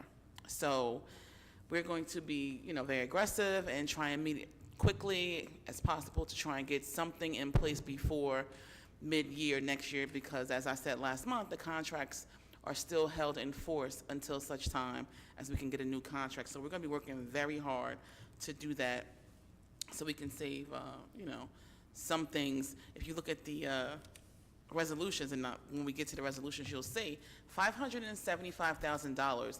That is for prescriptions. We are self-insured. So one of the things that, we need to really consider, and for the union presidents that I know may watch and shop stewards, consider reality. We have to really consider not being self-insured. We cannot afford it. We pay dollar for prescriptions, and that's a big chunk of money. $575 is not $500, it's $500,075, and we need to really consider going, with a state plan. Very, very important. We have on December the 6th, we're going to have the tree lighting ceremony. That's another resolution as well. It was on the consent agenda already. We had a great September to remember. The Cultural Committee did a fabulous job, and I'm looking forward to the tree lighting, which will be at 6 o'clock on December the 6th, right in front of City Hall, so please plan to attend. I know there are going to be some new activities this year with Santa and at the promenade, so I'm looking forward to it myself. Also in the 5th Ward for December 14th, mark your calendars, we're going to do Santa and Song, and we do have a little gospel concert that's going to follow our craft and activity with Santa photos. That's going to be from 3 to 7, December 14th at the Linden Multipurpose Center. There's a free home buyers workshop. If you are on my email list, I know some people said they weren't able to get the attachment. The information is December the 7th, 10 o'clock in the morning until 1 o'clock p.m. Registration begins at 9:30. This workshop is going to be held at the 8th Ward Recreation Center. You can expect to get information about buying a home, reviewing mortgages, down payment assistance, and also for people who already own a home, there's going to be one-to-one counseling. So you can meet a HUD-certified loss mitigation counselor. So basically, if you fear foreclosure or you're having difficulty and you want to get on some sort of a program, there's a HUD-certified representative that will be there. And this is sponsored by Pastor Benjamin Valentin, the Family Center, Councilwoman Michelle Yamakaitis, and Councilwoman Cosby Hurling, again, December the 7th. This is information that is going to be, valuable to those people who need it. In the 5th Ward, we had our monthly meeting every quarter. We have October 30th was our meeting, and we had the distinct pleasure of honoring or celebrating with Councilman Armando Medina and his lovely wife. We also had Aaron Fernandez, Sergeant Fernandez, he was there. It was a great time. We had donations of food items from Chevy's, Fresh Mex right here in Linden, and we also got Maison Tropical, which is on East Elizabeth Avenue near Wood Avenue. They donated food. We had a good time. Nilda brought the music. Everybody, enjoyed themselves. At every meeting that we have in the 5th Ward, it's every 3 months, we try and do something. So we get information or we get recommendations from members of the community. If you have an idea for a topic for next year, I do my calendar in December. Last year we did mental health. We did lots of other important, community-based or family-oriented information sessions after we had our meeting. We had the pleasure of having Money Matters, little different things. So if you're interested, you can send me an email, rcosbyhurling@linden-nj.org, or you can call me or text me at 908-477-4120. I think that's, that may be all I have. Talk about negotiations. Oh, the last thing I want to talk about in our ward is I want to thank some of the neighbors, especially Brian. He alerted me to a safety issue in our ward where there's a pole near our school, and it's on Green Acres. So, of course, we don't know who's going to manage that, public service or, the city or whoever's going to do it. But I want to thank all my neighbors for calling me and emailing me and letting me know when they see things that I may miss or the committee members may not always see when we're driving around and things like that. So I want to thank them for their participation, because I can't do this without their support, and thank them for their confidence in the election, and congratulate those who were reelected and newly elected. And I look forward to working with everyone with an open mind and, moving our city forward. That concludes my report. Thank you, Councilwoman. Councilman Robert Sadowski. Thank you, Council President. Just a few things. First of all, I want to congratulate the winners of the election. We have Rashana Cosby, 5th Ward, Peter Brown, 3rd Ward, Mike Minichenko, 6th Ward, Don Bayer, 2nd Ward. I just want to congratulate you, because any kind of campaigning, whether you win or lose, you're busting your back. So congratulations.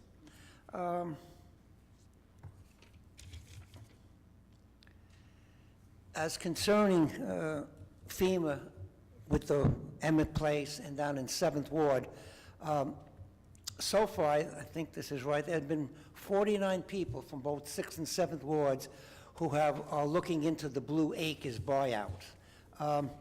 If you are interested, you must sign up, I think, by December 7th. By signing up, it does not mean that you're going to sell your home. It means you're interested and see what they will give you. You sign up, you don't have to sell it. But please, that date is coming closer and closer, so if you think anyone there, please give them a call, a mayor's office, and they will get you the contact number. So please, that's coming up quickly. We've had calls on the 6th Ward concerning the railroad station closing a little bit early. We have discussed that, and at the present time, it's being looked into, and I'm sure it will be fixed. Station hours are like 6 a.m. to 5 p.m. with the winter coming, so they'll check into that, no problem. For the people on Stiles Street by Cantor's property, they've been complaining about dust coming off where they're fixing it up. The city's looking into it, construction code is looking into it, Board of Health is looking into it, and they will do whatever they can to keep the dust down. I was told, please make sure your dogs have licenses. And the other complaint, I don't know if it's just in the 6th Ward, of people walking their dogs on other people's property. Please, if you do, clean up after your dog. I mean, I get 5, 6 phone calls, and you can't chase after these people. So please, have a little, for your neighbors. Okay, just passing by, you had them here. We had Veterans Day, and we went to all the memorials in the city. First of all, there wasn't as many people going to them. I mean, ex-vets, they were in New York City and so on. But what disappointed me was we went to each one of these memorials, and we were lucky if there was one person there. It's as if people forgot. Please, remember your vets. They did a good job. If there's oh yeah, I know. People are calling about the leaves. If you need bags, please go down, collect it from the city. Or if you can't, give me a call, and I'll send you over. I'll bring you over 2 packs. Thank you. That concludes my talk. Thank you, Councilman. Councilman Sheehy. Thank you, sir. I'd like to congratulate anybody that ran for public office. It takes a strong person to do this job and just to go through what you have to go through. And I'd really like to congratulate Mike Minerchenko. He'll be taking his seat, and I know he'll do a great job. He is, his heart's in the right place, and he's a good man. I've known him all my life. I would like to congratulate and honor everybody or anybody that worked on that Halloween parade. Again, it's all done by volunteers, and the Halloween committee, it's the same people every year that step forward and help out. But I'd like to put a mention out for the people that supplied their equipment and their time. Frank from Frank's Garage, Fernando from Fernando's Auto Body, Ray from Gabe's Towing, Rob Kabbalah, this guy put up 4 trucks for the Halloween parade from Kabbalah's Emergency Service, this young man Taylor from JTG, and again, the Villanis. You know, Mr. Villani was honored here tonight, but, you know, almost any event you go to in the city of Linden, there's a Villani there. Either Mr. Villani, his daughter, or his sisters. The Villanis have done so much for this community, and like the veterans say, when you come back from war, you still contribute to the community, and that man sure does. And I would like to, I think a lot about Mrs. Gregorio. You know, that woman, she reminds me of Mrs. Kennedy, the way she conducted herself, you know, all these years in the city of Linden. God bless her, and God rest his soul. Thank you, Mr. Mayor. Thank you, Councilman Shi. Mrs. Councilwoman Yamakaitis. Thank you, Mr. President. From the Personnel Committee, approval is requested for the following personnel actions.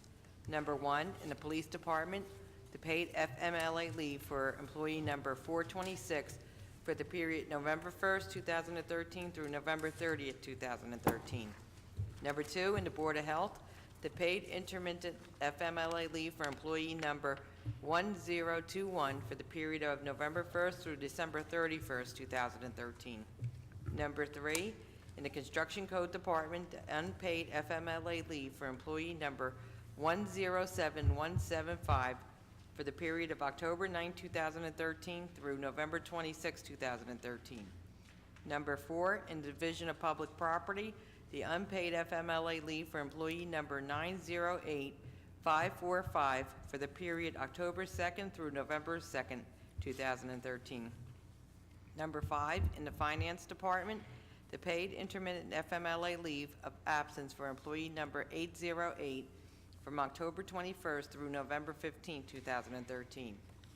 Number 6, in the Finance Department, the hiring of Teresa Vitale as an accounting procedures analyst at the starting annual salary of $59,500, effective December 2nd, 2013, contingent upon the successful completion of all applicable background checks and pre-employment examinations. Number 7, in the Fire Department, the paid FMLA leave of absence for employee number 100122 from October 21st to December 1st, 2013. Number 8, in the Fire Department, the paid FMLA leave of absence for employee number 295 from November 1st to December 1st, 2013. Number 9, in the Fire Department, the paid FMLA leave of absence for employee number 100118 from November 1st to December 1st, 2013. Number 10, in the Clerk's Office, permission for Diane McKeon to carry over 2 vacation days to be used no later than January 31st, 2014. Number 11, in the Engineering Department, the acceptance of John J. Vogel, drafting technician, resignation effective October 15, 2013. Number 12, in the Division of Public Works, the acceptance of Jeffrey Brook, employee number 107172, as a laborer Tier 2 resignation effective November 14, 2013. Number 13, in the Division of Public Works, the paid FMLA leave of absence for employee number 933, effective October 26 to November 30, 2013. Number 14, in the Division of Public Works, the paid FMLA leave of absence for employee number 970, effective October 28 to December 15, 2013. Number 15, in the Division of Public Works, The paid FMLA leave of absence for employee number 864, effective November 1st to December 2nd, 2013. Number 16 is the Department of Public Property and Community Services, the return of Robin Larson back to the Division of Public Works at no change in title or compensation. Number 17, in the Police Department, permission is granted to begin the background investigations to potentially hire 8 probationary police officers. Number 18, in the Law Department, the change in the title for Dana Tristato to Paralegal Specialist with a minimum salary of $54,448 starting January 1st, 2014. I make a motion for approval and seek a second. Second. Mr. Colbus? Yes. Koziel? Yes. Brown? Yes. Armstead? Yes. Cosby Hurling? I'm going to vote yes with the exception of 4, 6, and 11, which I vote no. Sadowski? Yes. Sheehy? Yes. Yemakaitis? Yes. Medina? Yes. Kaczynski? Yes. Mr. Moore? Yes. Okay, for the 8th Ward Council report, I want to extend my gratitude on behalf of the 8th Ward to the Linden High School German class and German exchange students who have recently held a cleanup day in the 8th Ward as part of a community service project. The students cleaned up under the Park Avenue Bridge and the surrounding area and painted the shed in McGilvery Park. A special thank you to Mrs. Mary Turbot, Lieutenant William Turbot, and the Linden Superior Officers Association for food and supplies. This is the last call for leave bags. If you need any leave bags, please give me a call. And as some of my colleagues on council had mentioned, they're finishing up the 4th Ward now, moving into the 5th. They do it in numerical order, so they still will not be in the 8th Ward for a while. I have many trees on my list, but if you need a tree trim, then you haven't contacted me, or if there's a dead one by your home, please give me a call. We will be having an 8th Ward community meeting next Monday, November 18th at 7 p.m. at Jersey Lanes. We'll also be having our 8th Ward holiday open house, where we'll have our annual visit for Santa. We're just confirming up the date, and I'll give you more information regarding that. As Councilwoman Cosby Hurling mentioned, on Saturday, December 7th, we'll be having the free homeowner buyer's guide at the 8th Ward Community Center. The program includes the information on credit, as well as information on how to access state and local community-based programs to assist with home buying or any other issues you may have. So if you can, please stop by. It will be from 10 a.m. to 1 p.m. And I'd just like to take this opportunity to wish 8th Ward resident Alma McDaniel a happy 75th birthday. I was invited to her surprise party this past Sunday. She was truly surprised, and this was the first time in her life that anybody ever threw a birthday party for her. So she was hoping Cory Booker would have come, but she had to settle for me. So I just want to extend a happy birthday to her. That concludes my report, Mr. President. Thank you, Councilwoman Yamakaitis. Councilman Medina? Yes, thank you, Council President. Good evening, everyone. Just a couple things here. The permit signs for the side streets along Northwood Avenue has been installed. This is definitely going to help improve the quality of life and public safety for these residents. I provided a letter to the property managers at Lockwood Apartment, advising them of this change and providing them with a 30-day notice to warn their residents. I also sent a letter out to all affected residents, with full instructions. So if you haven't received a letter, you don't know how to receive your permit, please give me a call or email me. As you all may know, our former mayor, Mayor Gregorio, has passed away a few weeks ago. I was a young man when he was in office, but he was a mayor that cared about the people of Linden, earning him the title Mr. Linden, and my thoughts are with his family and friends. I also want to briefly congratulate everyone that ran for office. Congratulations and good luck. And this is kind of off my list, but I just want to, again, I didn't get the opportunity earlier to thank Michael Anderson. He is a prime example of believing in change and actually getting involved in your community. I met Michael through his father, who was also heavily involved. So I look forward to continuing working with Michael and individuals just like himself to help improve the city and come together with fresh ideas that will benefit all in the city of Linden. I also recognize two individuals in the audience, which I won't point out to, but they're new to Linden. I met them at the grand opening of the condos, and we kind of stole them from Broadway, so unless I'm mistaken, but welcome to Linden, but I just wanted to kind of point that out. There's nothing really new in the Ninth Ward. We're still suffering the same issues with the speeding. The police department is still trying to do the best they can with the resources that we do have. I will be seeking in 2014 additional stop signs for Orchard, and hopefully discuss the speed table for DeWitt Terrace. Basically, speed table is just a fancy word for speed humps. We definitely need to have these installed in front of our schools and park. This is actually one of the idea of my colleague, Councilman Brown. We talked about this a few months ago, and I'm hoping that we can get this accomplished for 2014.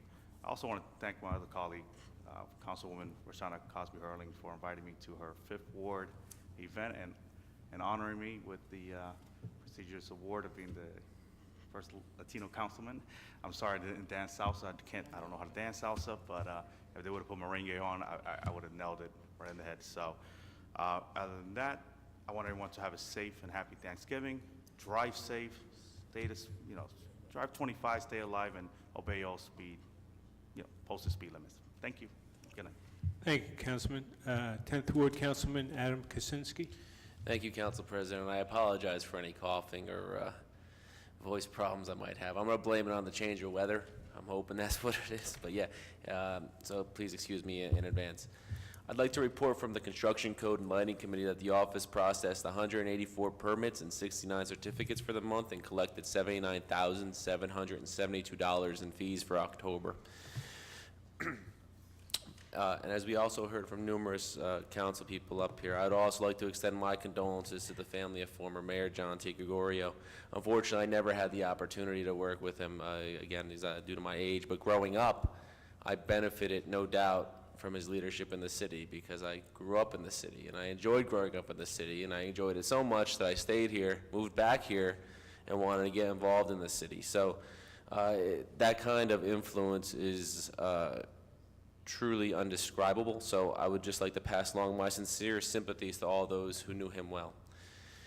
Tonight we had a lot of presentations, and I'd like to congratulate and recognize Mr. Villani again and all the veterans that I have had the opportunity to meet and know. Some of my neighbors, and one of my closest neighbors, veteran of World War II, and I'm inspired every time I speak to him. I'm inspired to anybody that fights from World War II to any war that's been around, or even if there wasn't a war and you just decide to serve. To serve a cause greater than yourself is something that I always find admirable, and I want to send out my sincere thanks to Mr. Villani and congratulations, and to all veterans that can hear me. Thank you very, very much from a very indebted 31-year-old American. Thank you. I'd also like to congratulate my esteemed colleague and neighbor, Councilman Medina, on being recognized as the first Latino council person. It's been an honor working with him for the past year, and I envision that working together for so many of our issues that are not unique. The 9th and 10th Ward share a lot of common issues, and I found it that Councilman Medina is very adamant for his residents and willing to work together to try to get things done. I appreciate that very much. And along those lines, I'd also like to thank or congratulate Sergeant Fernandez for his recognition as well. And I'd be remiss not to also note the hard work of Michael Anderson and the Kane University students and Seoul students he brought out to who actually added in and helped paint that trestle under there. As an individual that goes under that trestle an awful, awful lot, I really did smile when I saw that. So thank you very much, and I appreciate that efforts. Excuse me. And congratulations to all re-elected officials, my colleagues, and then the members of the Board of Education. In a very special way, I'd like to welcome aboard Councilman-elect Minerchenko and Councilman-elect Byer. I look forward to working with both of you as the year progresses, and hopefully, as you can tell, and if you would talk to my fellow colleagues up here, my door is always open for any issue, from the simplest to what do I say, when do I say it, because I know it's tricky, to here's a real issue, can you help me, can we work together, and I'll be more than happy to hear anything out. So please know my door's always open. I'd also like to thank those that ran and didn't win. I admire the fact that these individuals tried to move forth and try to help the city of Linden. It's something that, again, I admire. And a very special thank you to all you that came out and voted, because if people don't vote, then our elections don't matter. So thank you very much for coming out and voting. 10th Ward specific issues. I'll be having a sit-down really soon with Chief Shulaver and Mayor Gerbunka and Councilman Medina as well, I believe, to talk about the various traffic and police-related issues in our ward. I've heard time and time again from different roads in the 10th Ward, but similar issues. And my goal is to not have a Band-Aid solution, but a true solution, because the Band-Aid only works until the Band-Aid falls off, and then we have a problem again. So I would really try to find a working solution that's possible. And I've heard from numerous residents about the different issues, and I'll be bringing them all forth again at the sit-down meeting. But I would like to let you know that hopefully moving forward, I have had cooperation and at least an open ear, and that's I'm very grateful for that. And moving on, I'd just like to thank everyone, or I should say wish everyone a very happy Thanksgiving, a happy and safe Thanksgiving. And in this time, it's very easy, very, very easy to get lost in the little daily battles that we have and different things that happen. But truth be told, we're an extremely, extremely lucky society, especially what's going on around the world in different areas. So I'd like to all of us to really be thankful for what we have, and I'm thankful for the support and thankful for all of you individuals out there that help me every day. So I thank you, and with this, I hope we all have the many blessings that we all enjoy, and I wish you all the best out there for this holiday. And thank you, Mr. Council President. That concludes my report, and if anyone has to reach out to me, it's 908-463-9234, or the email akaczynski@linden-nj.org. Thank you, Mr. Council President. And Councilman, if you're not feeling well, you're dismissed. I'd like to move into the mayor's report. Honorable Mayor Gregorio, you have Gregorio. Thank you, Council President. The reason why I said Gregorio was because I wasn't going to publicly say anything, because I gave my personal condolences and I really respected the gentleman, and I wanted to keep it personal. Mayor Gerbunka. Thank you, Council President. I, too, offer my condolences to the Gregorio family. I realize that no matter what I say isn't going to relieve the hurt and sorrow that they're experiencing today and in the future, but maybe they could take a little solace in the fact that because of John Gregorio, Linden is a better city due to his hard work. I'd also like to mention that we are having some issues in regards to recycling, in particular our commingles, plastic bottles, and aluminum. And the issue is outside our borders, because when we turn over those recyclables to our distributor, they are processed and brought by ship to China. And China is the largest producer of recycling the commingled bottles and cans and plastics. And what China is doing now is scrutinizing all the recyclables that the United States brings in, because we are bringing in contaminated materials, jars that are still full of food product, rubber hoses, and other items that don't belong in a recycling stream. And China is starting to turn away shiploads of recyclables because they're contaminated. And we just got a letter from our distributors that pick up the recyclables and telling us that we got to make sure that we don't bring contaminants into their waste stream, because now they're scrutinizing it more, and for every ton of contaminants, that we bring them, they're going to be charging us $97 for the labor costs involved in removing them from the waste stream. So that is the point I want to bring up to the public. Please scrutinize what you're recycling. If you don't, it's going to start costing us money, and we're going to be working with the Environmental Commission to try to make this a more public effort to raise public awareness so that we don't get penalized. And with that said, Council President, thank you, and I just would like to wish everyone a happy Thanksgiving. Thank you, Mr. Mayor. We're going to move into resolutions 2013-390 through 2013-422. Public comment will be permitted on specific resolutions to be removed from the consent approval. Please read the synopsis of the resolutions which have been prepared by the City Clerk's office. Each is informative and self-explanatory. However, if you wish to address a specific resolution, the council will entertain questions. Does anyone wish to remove any resolutions 390, 342 on my right? Pat Hero? 394? 420? 421 on my right.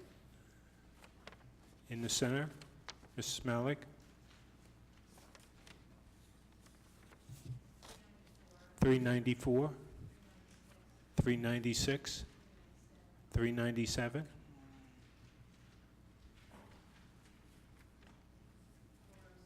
407, 410, 420. In the center, on my left.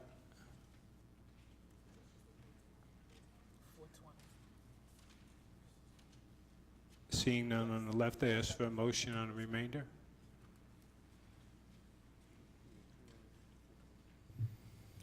Council President, make a motion for ordinances, for resolutions 390 to 342 with exception of 394. 422 with exception of 394. 394, 396, 397, 407, 410, 420, and 421. And ask for a second. Second. Mr. Kalbus? Yes. Koziel? Yes. Brown? Yes. Armstead? Yes. Crosby Hurling? Yes. Sadowski? Yes. Sheehy? Yes. Yamakitis? Yes. Medina? Yes. Kaczynski? Yes. Mr. Moore? Yes. 394, two people. Pat Hero, we'll start with you, please.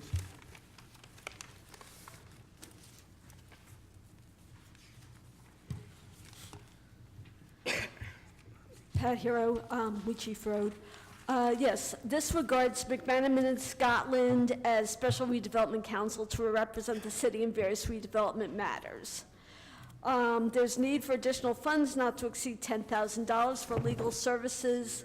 Now we're up to $130,932.84. When does it stop?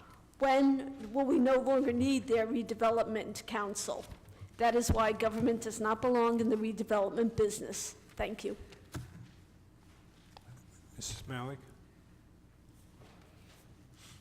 It seems like every month, more and more money is added to this, usually to the tune of about $10,000. My only question I have here is there any cap on this amount of amount of money for the expenditures? Ms. Malik, we add as needed. It's usually not $10,000. It's occasional, 10, sometimes 5, depending on the matter. This is representation involving both the Morningstar project, Southwood Avenue, and other projects. Right now, there's a trial scheduled in January for the one matter, so they've hit their ceiling. We cap it. What we do is we cap the litigation expenses, and they have to come back to us when they hit 80% of that number and justify needing more money. So we just don't give it a blank check and allow the attorneys to run it up. We monitor the expenses closely and keep them in check, which is why we choose to add on at $5,000 to $10,000 increments rather than authorizing $100,000 up front. All right, thank you. Mrs. Malik. This is for 410, so you can get a look at it. 410. Motion, please. Council President, make a motion for the passage of Resolution 394 and ask for a second. Second. Mr. Colbus? Yes. Koziel? Yes. Brown? Yes. Armstead? Yes. Cosby Hurling? Yes. Sadowski? Yes. Sheehy? No. Yemakaitis? Yes. Medina? Yes. Kaczynski? Yes. Mr. Moore? Yes. Resolution 396 would be Mrs. Malik. I just want to know is how much money is actually involved in this? Mr. Verchik.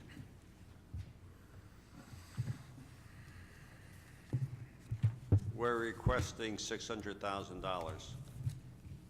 There's no city funds. Okay, thank you. Can I have a motion, please? Council President, make the motion for the passage of Resolution 396 and ask for a second. Second. Mr. Colbus? Yes. Koziel? Yes. Brown? Yes. Armstead? Yes. Cosby Hurling? Yes. Sadowski? Yes. Sheehy? Yes. Yemakaitis? Yes. Medina? Yes. Kaczynski? Yes. Mr. Moore? Yes.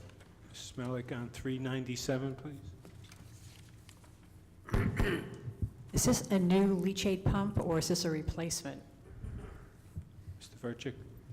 It's a replacement. The pump was destroyed during Hurricane Sandy, and we've been using a temporary pump since then. Okay, thank you. Motion, please. Council President, make a motion for the passage of Resolution 397, ask for a second. Second. Mr. Colbus? Yes. Koziel? Yes. Brown? Yes. Armstead? Yes. Cosby Hurling? Yes. Sadowski? Yes. Sheehy? Yes. Yemakaitis? Yes. Medina? Yes. Kaczynski? Yes. Mr. Moore? Yes. Mrs. Malik, 407, please. The cancellation of unused capital improvement appropriation, how is this reflected in our budget? Ms. Sack, please. This resolution is canceling funded projects that have been funded through various years, that the purchase of the item or the project is done, completed, and we're closing it to the capital surplus. If you look on the revenue section of the budget, you'll see that we have budgeted capital surplus, which offsets debt service for the various projects. So technically, this is not really unused capital, it's just been expended and balanced off on the other side? It's projects that have been funded and no longer are necessary in the specific line items because either, say for instance, a garbage truck was purchased, might have come under bid, therefore we don't need that full amount. We're closing it, canceling it, and it goes into capital surplus. And it can only be utilized for that specific purpose to offset the debt service costs. Okay, so this is to the tune of $1.6 million that's unused. So how is this reflected? I said in our budget. Right now, it's not in we the haven't- budget. This can be used in future budgets, but it would be used to offset debt service. For instance, the city's debt service is approximately $10.6 million. All We right. can appropriate this as a revenue under the budget and offset that increase of the debt service. Okay. Thank you. Motion, please. Council President, make a motion for the passage of Resolution 407, ask for a second. Second. Mr. Colbus? Yes. Koziel? Yes. Brown? Yes. Armstead? Yes. Cosby Hurling? Yes. Sadowski? Yes. Sheehy? Yes. Yemakaitis? Yes. Medina? Yes. Kaczynski? Yes. Mr. Moore? Yes. 410, Mrs. Malik, please. Do we know how much money is involved in this, the sale, the surplus? And also, where does that money actually go after the sale? Mrs. Sack, please. This is a resolution right now that we're declaring the items that we no longer need for use for municipal purposes. We haven't had the auction or the sale yet. In the past, when we did have auctions, we had raised anywhere between $50,000 and $75,000, and that goes into the sale of municipal assets. The sale of municipal assets. Yes. All right. Motion, please. Council President, make a motion for the passage of Resolution 410 and ask for a second. Second. Mr. Kalbas? Yes. Kozio? Yes. Brown? Yes. Armstead? Yes. Crosby, Harling? Yes. Sadowski? Yes. Sheehy? Yes. Yemakaitis? Yes. Medina? Yes. Kaczynski? Yes. Mr. Moore? Yes. 420, Pat Hero. I'm just going to batch 420 and 421 since they deal with the same thing. Why are we having emergency appropriations with regard to health, medical, and surgical insurance in the amount of $575,000? Mrs. Sack. This is in regards to the prescriptions. The city of Linden is self-insured when it comes to prescriptions. We budget a certain dollar amount. The amount that we budgeted does not cover the amount of claims that are coming in for prescriptions. We have to cover dollar for dollar. There were certain individuals that had exceeded what we had anticipated the prescription account to be. Therefore, we have to do what's considered an emergency appropriation for that amount. We will definitely have to rethink this in the bargaining period. Thank you. Mrs. Malik on 420, please. I guess your explanation was satisfactory, but the monies that is being budgeted, all right, where is this actually coming from? I mean, we have a budget, and, you know, over $500,000 is going to be laid out for this. From what bucket of money is this coming from? We will have to raise this next year in the budget for a one-year, this is a one-year emergency. We'll have to raise Okay. this in the 2014 budget. So for next year, all Yes. right, thank you. I'd like to ask for a motion on 420 and 421. Council President, ask for a motion approval for Resolution 420, 421. Ask for a second. Second. Mr. Kalbas? Yes. Kozio? Yes. Brown? Yes. Armstead? Yes. Crosby, Harling? Yes. Sadowski? Yes. Sheehy? Yes. Yemakaitis? Yes. Medina? Yes. Kaczynski? Yes. Mr. Moore? Yes. The council, in order to take into consideration public input into proposed ordinance, will allow 3 minutes for each individual to speak on the ordinance on first reading. Council will not answer any questions, and everyone is reminded the public hearing on these ordinances will be held next month's council meeting. We have ordinance on first reading, 5764. An ordinance to amend and supplement Chapter 7 Traffic shall be amended as follows. 7-33 Handicap Parking Regulations, 7-33.1A Handicap Parking on Street, delete 542 Monmouth Avenue, 1 space. Comments from members of the public? Motion, please. Council President, make a motion for the introduction of ordinance 57-64 and ask for a second. Second. Mr. Colobus? Yes. Koziel? Yes. Brown? Yes. Armstead? Yes. Cosby Hurling? Yes. Sadowski? Yes. Sheehy? Yes. Yemakaitis? Yes. Medina? Yes. Kaczynski? Yes. Mr. Moore? Yes. 5765, please. An ordinance to amend an ordinance entitled, an ordinance establishing a schedule of titles, salary ranges, and regulations for maintaining the classification and salary standardization plan of all employees of the city of Linden, passed August 15th, 1995, and approved August 16th, 1995, Schedule 4HH2. Any members in the chambers wish to comment on this? Motion, please. Mr. President, I move for introduction of ordinance 5765 and request a second. Second. Mr. Colobus? Yes. Koziel? Yes. Brown? Yes. Armstead? Yes. Cosby Hurling? Yes. Sadowski? Yes. Sheehy? Yes. Yemakaitis? Yes. Medina? Yes. Kaczynski? Yes. Mr. Moore? Yes. 5766, please. An ordinance of the City of Linden establishing an energy and natural gas aggregation program. Members of the public have any comments on this? I'll ask for a motion now. Council President, I move for introduction on ordinance 57-66 and seek a second. Second. Mr. Colobus? Yes. Koziel? Yes. Brown? Yes. Armstead? Yes. Cosby Hurling? Yes. Sadowski? No. Sheehy? Yes. Yemakaitis? Yes. Medina? Yes. Kaczynski? Yes. Mr. Moore? Yes. 5767. An ordinance designating the Linden Transportation and Parking Division to install and maintain all signs associated with the municipal public access plan. Anyone in the chambers wish to comment on this? Seeing none, I ask for a motion, please. Yes, Council President. I move for the introduction of ordinance 57-67 and ask for a second. Second. Mr. Colobus? Yes.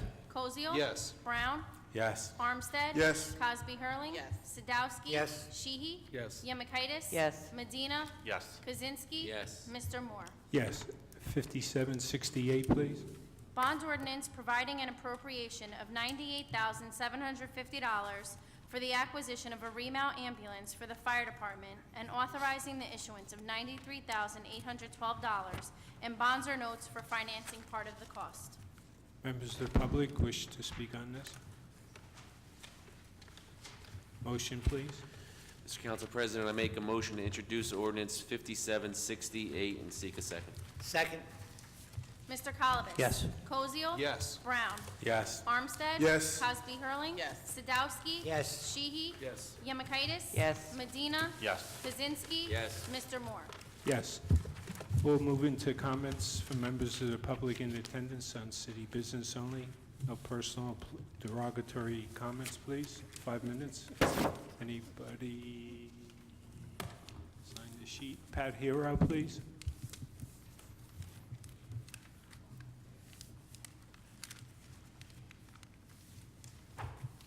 I always feel my First Amendment rights a little chilled when I hear that statement. Anyway, first I want to express my condolences to the family and friends of John T. Gregorio. He is the former mayor of Linden, and his passing leaves a void in the city of Linden. Now, on to my tradition. You know the month, it's November, and the tradition is my Thanksgiving speech.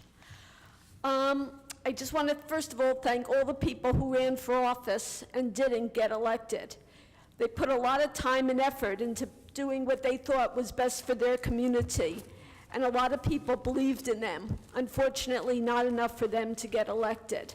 But still, we appreciate the service that they wanted to perform for the citizens of the city, and we hope that they will continue in their activism. I want to thank all the people who've been so incredibly supportive this year of this civic activist. I'd like to thank my other civic activists who always make me much better. I want to thank the family members of the governing body for their support to you.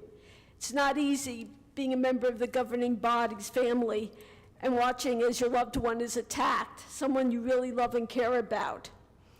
So I wanted to say that I really appreciate the support you give to them. Know that it isn't personal with us, it's a professional thing, but I understand your feelings and how you might feel.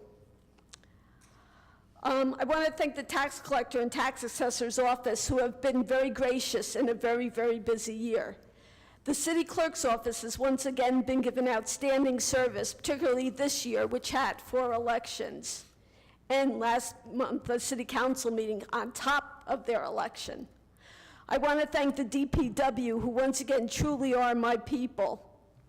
I'm thankful for the residents who come up to me and tell me about their councilmen and what a good job they're doing. Both Councilman Medina and Councilman Kaczynski have been given good reports by some of the people who have spoken to me. I'd like to thank all of the council people who voted against the garbage fee. And I want to suspend this because normally I know I go down the line and tell you all what a good job you do, but I want to make a special comment about one of the council people. Stood on the steps talking to somebody in the 7th Ward, along with one of the other people who's one of the 10 people outside of my family who have shaped and changed my life in all the years I've been. 10 people. Think of that kind of a legacy. That person happens to be Councilman Jack Sheehy. I remember 6 years ago, a little over 6 years ago, when I asked about him, I said, well, can you trust him? I mean, I don't know about him. Is he good?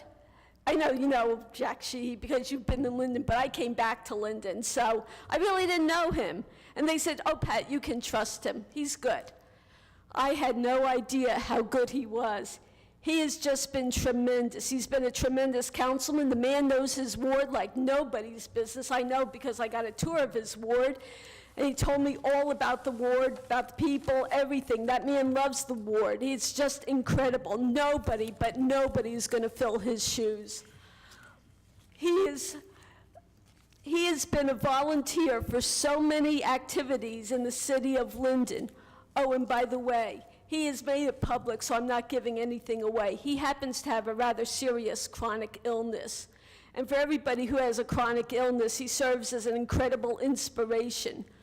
And a councilman, and a business owner. You can see what an incredible person Councilman Jack Sheehy is. He leaves a tremendous legacy for the city of Linden. He certainly has left a tremendous legacy for my life. My life has been so much better because he's been in it for the years that he's been in it. And I hope as he leaves the council that we will continue to be friends. His family is a magnificent family. I love his wife. And I just don't know what I'm going to be doing next year when I have to be at this council podium and I'm going to look over and he's not going to be there. Our lives were richer because he's in it, and we're going to be a lot poorer because he's not going to be in it next year. There's only been one councilman that I've ever heard somebody come up to the podium and said that I loved. That person was Jack Sheehy.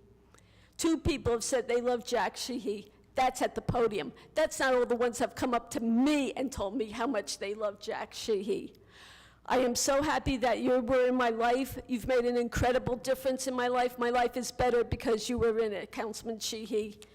And I just want to say thank you for that. And I want to wish everybody in Linden a most happy Thanksgiving and a healthy one. Have a good day. Bye. Thank you for your comments, Mr. Sharpie.